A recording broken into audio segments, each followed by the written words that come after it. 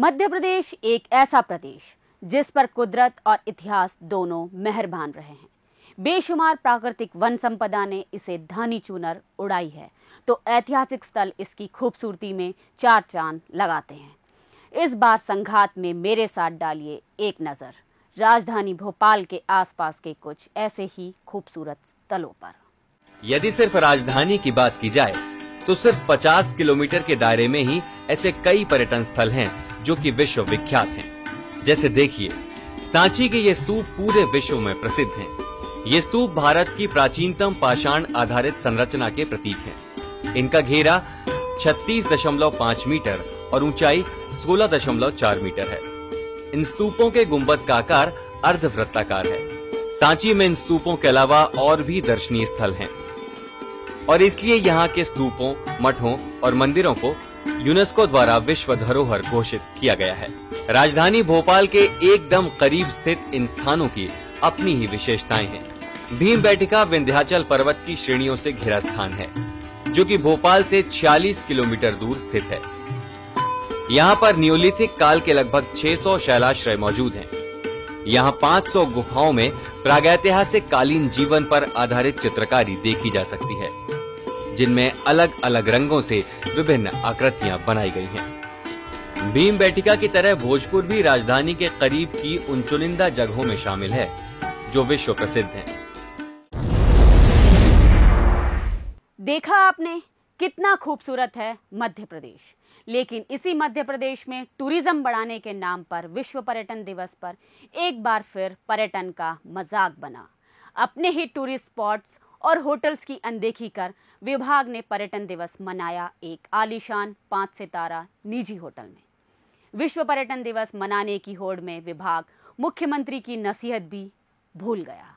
अगला पर्यटन दिवस का कार्यक्रम भोपाल में नहीं होगा, या तो अमरकंटक करें, पचमढ़ी करें और किसी स्थान में होना चाहिए। मध्य प्रदेश के मुख्यमंत्री शिवराज सिंह का ये उस समय का बयान है जब विभाग इसी साल की तरह पर्यटन दिवस मना रहा था। दिन भी यही था, कार्यक्रम भी यही और स्थान भी यही। बस अंतर है तो साल का। साल 2010 में विश्व पर्यटन दिवस के मौके पर मुख्यमंत्री ने इसी मंच से ये गुजारिश की थी। एक बार फिर सुनिए क्या अपील की थी सीएम ने इस डायस से। अगला पर्यटन दिवस का कार्यक्रम भोपाल में नहीं होगा, या तो अमरकंटक करें, पचमढ़ी करें और किसी स्थान में होना चाहिए। ये वो साल था जब राजधानी के इस आलीशान होटल को भी पर्यटन विभाग ने सम्मान से नवाजा था।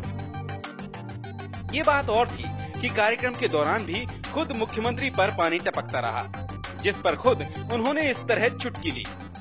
एक पुरस्कार जहनुमा वालों को भी मिला है, लेकिन मैं जब यहाँ खड़ा बोल रहा हूँ तो बूंद बूंद पानी टपक रहा है, पता नहीं क्या बात क्या है। एमपी अजब है, सबसे गजब है। एक पुरस्कार जहनुमा वालों को भी मिला है, लेकिन मैं जब यहाँ खड़ा बोल रहा हूँ तो बूंद बूंद पानी टपक रहा है, पता नहीं क्या बात क्या है। इसकी तरफ भी जहनुमा वाले आपके ऊपर और कोई बोला नहीं। कई बार ऐसी कोई घटना होती तो हम छुपा जाते हैं कि कौन बताए, लेकिन ऐसी भी कोई चीज तो वो भी बताई जानी चाहिए। मैं ऐसे सभी मित्रों का स्वागत करता हूँ। एक साल भी नहीं लगा विभाग को मुख्यमंत्री की गुजारिश भुलाने में। पर्यटन दिवस एक बार फिर आया और एक बार फिर विभाग ने उसी होटल में सजा डाली पूरी महफिल इस दिवस की खुशी में। सारे साजो सामान और अमले के साथ विभाग इसी होटल में पहुंच गया।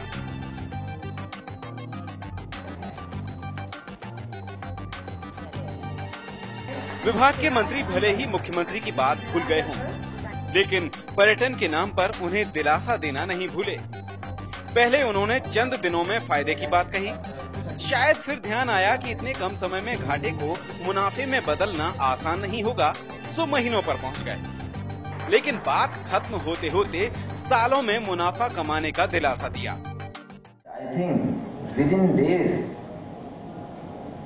and coming months and years, I think tourism will be the most efficient, most probable financial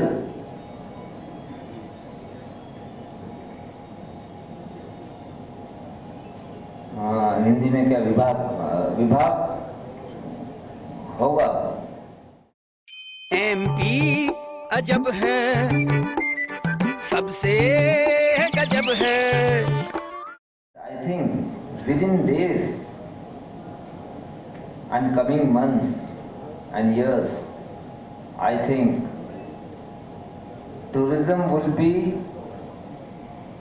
the most efficient, most probable financial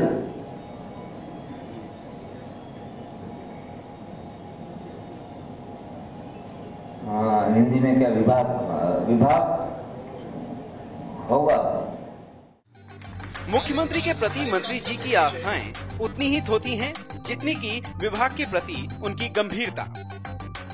इस अहम विभाग की कमान संभाल रहे तुकोजीराव पवार को अपने ही विभाग की कितनी जानकारी है, इसका अंदाज आपको मंत्री जी के इस बयान से लग जाएगा। क्रूजेस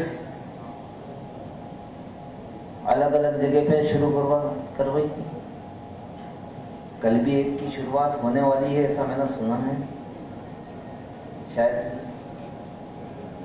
मोहन भैया, मैं ठीक कह रहा हूँ।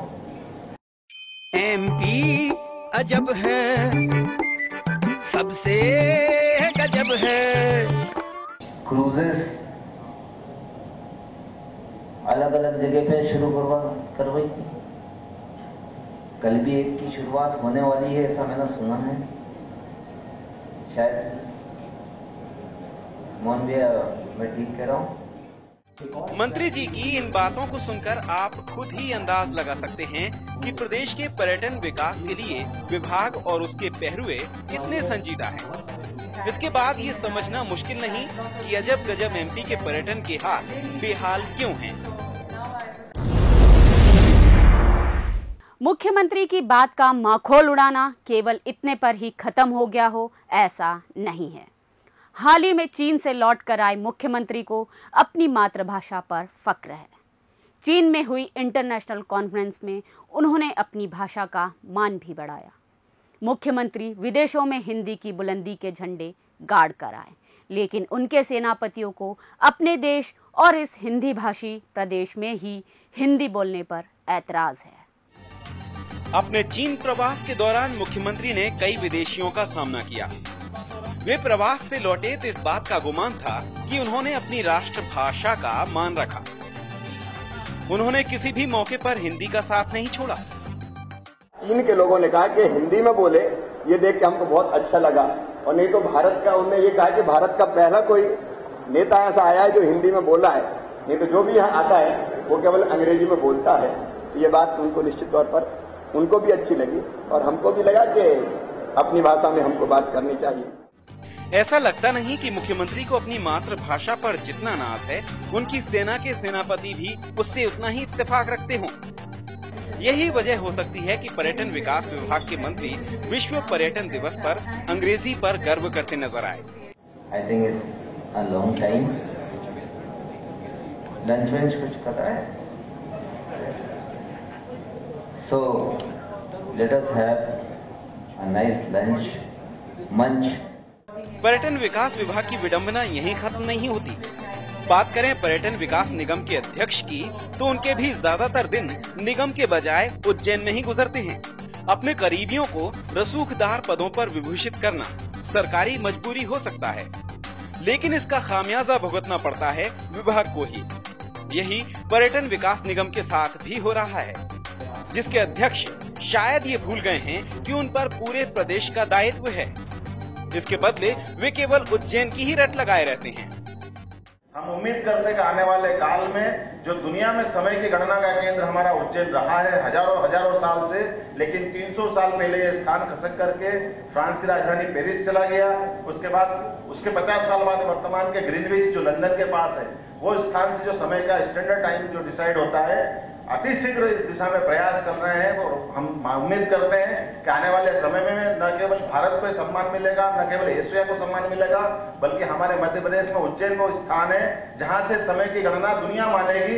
इस दिशा में भी प्रयास जारी किए जा रहे हैं। एमपी टूरिज्म अपनी योजनाओं के चलते सुर्खियों में रहता है। अक्सर मुनाफे के नाम पर अपनी पीठ थपथपाने वाले विभाग को दरअसल जो फायदा हो रहा है वो केवल ऑपरेशनल प्रॉफिट है, और जो कारगर कदम निगम द्वारा उठाए जा रहे हैं वो केवल केंद्र सरकार से मिले फंड की बदौलत हो रहे हैं। तरुण गुप्ता, बंसल न्यूज। ये तो था पर्यटन विकास निगम का हाल, जिसकी सूद मंत्री जी को कितनी है इसका अंदाजा आपको हो चुका है। और अध्यक्ष महोदय मोहन यादव का हाल क्या है ये भी आप संघात की इस कड़ी में जान ही गए हैं।